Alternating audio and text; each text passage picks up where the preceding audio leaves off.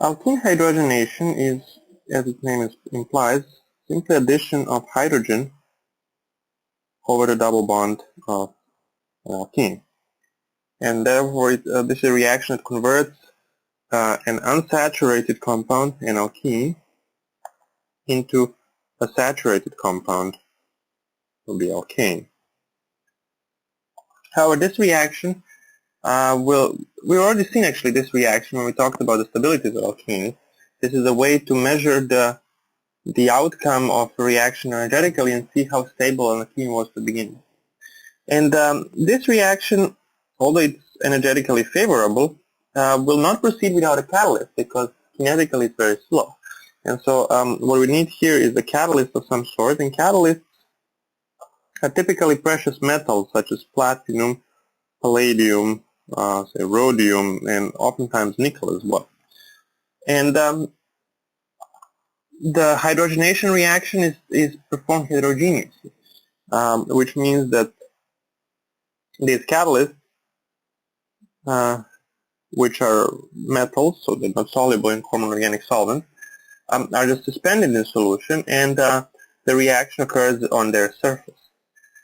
Typically, these catalysts are quite active, and they allow this hydrogenation to occur at room temperature and low pressures of hydrogen, which is favorable because hydrogen is a flammable gas, and if you don't have to pressurize it, that's safer. But if a substrate is particularly unreactive, you can do these reactions at high pressure and temperature and control conditions. Now, the fact that this is a heterogeneous catalyst is unusual, and this is the first time we really encounter a heterogeneous catalyst in our discussion.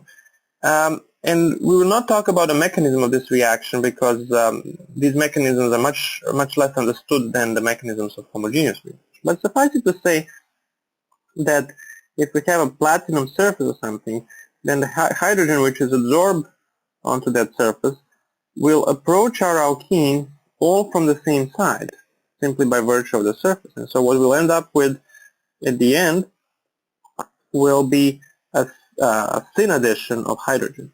So all the hydrogen molecules add on the same side. All hydrogen atoms on the same side. This reaction is very powerful.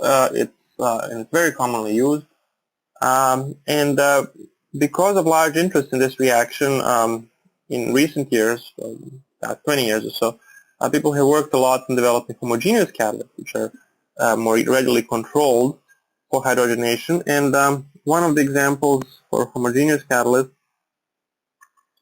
is this organometallic compound, so a compound which has a central metal atom. In this case, it's a rhodium.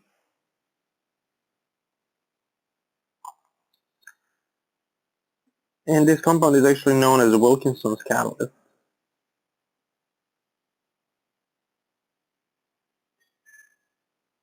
And again, these soluble compounds achieve the same effect to convert an alkene into an alkane, but in solution.